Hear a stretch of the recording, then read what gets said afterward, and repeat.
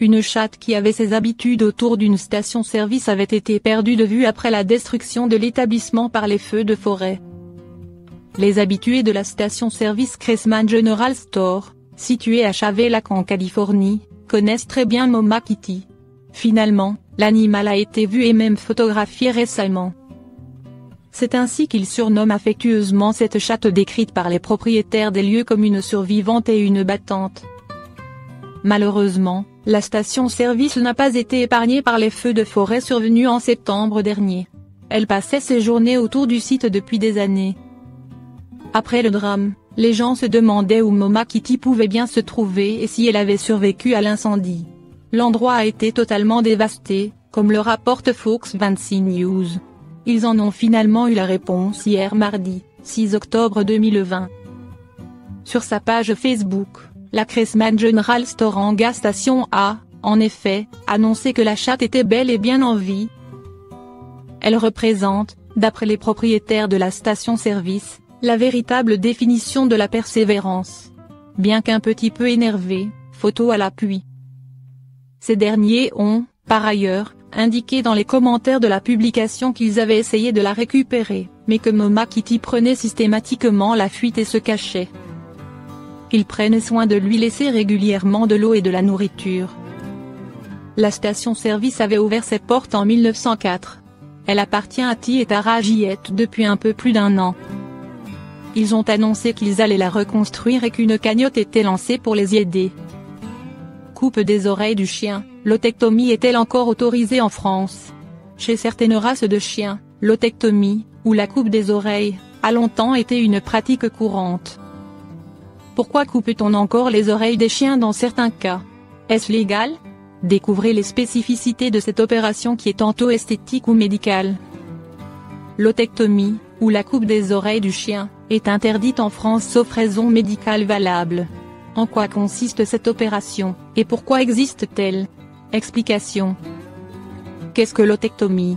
L'otectomie est une opération chirurgicale qui consiste à couper une partie des pavillons des oreilles d'un chien, et ça à des fins médicales ou esthétiques.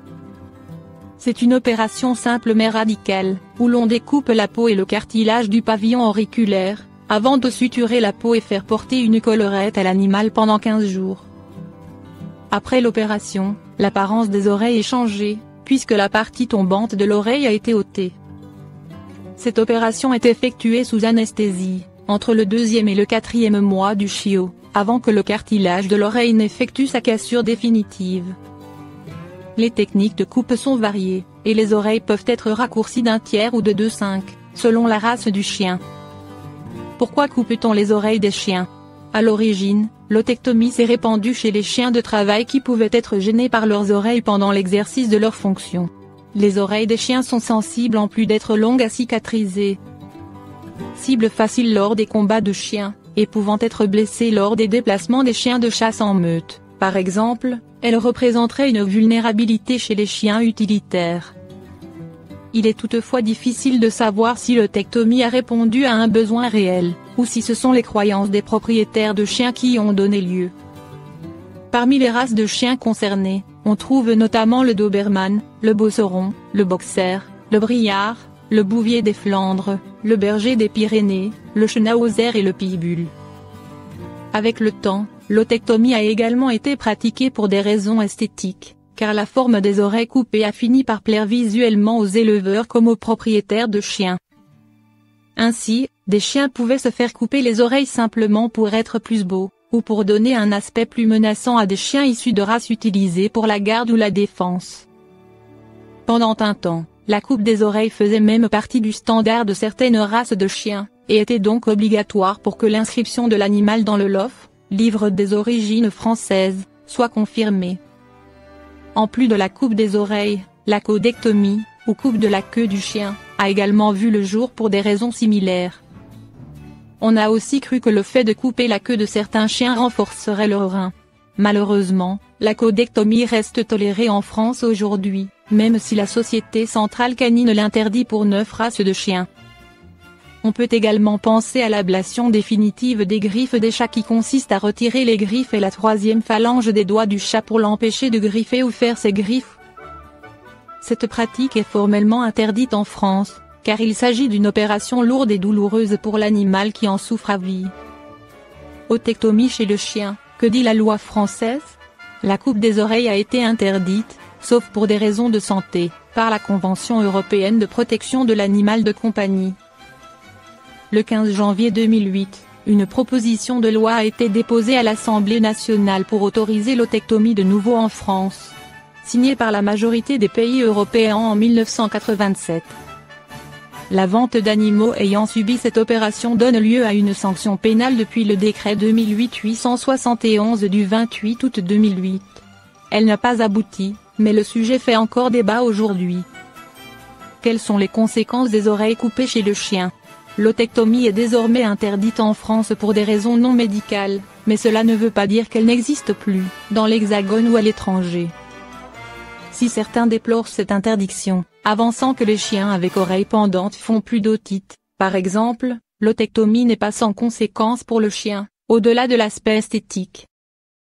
En effet, la cicatrisation de l'otectomie peut être douloureuse et donner lieu à des infections dans certains cas, en plus d'être une expérience globalement stressante pour l'animal. Il arrive aussi que les chiots soient traumatisés par cette expérience, et soient très peureux quand on s'approche de leurs oreilles. Même si d'autres individus s'en remettront très bien.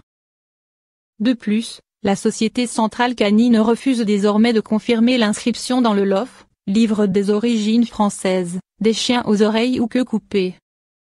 Dans tous les cas, la pratique de l'otectomie pour des raisons esthétiques est bien évidemment problématique, puisqu'on inflige de la douleur et de l'inconfort aux animaux dans l'esprit de les rendre plus conformes aux goûts et usages qu'on en a en tant qu'humains. Dans quel cas un vétérinaire procède-t-il à une otectomie?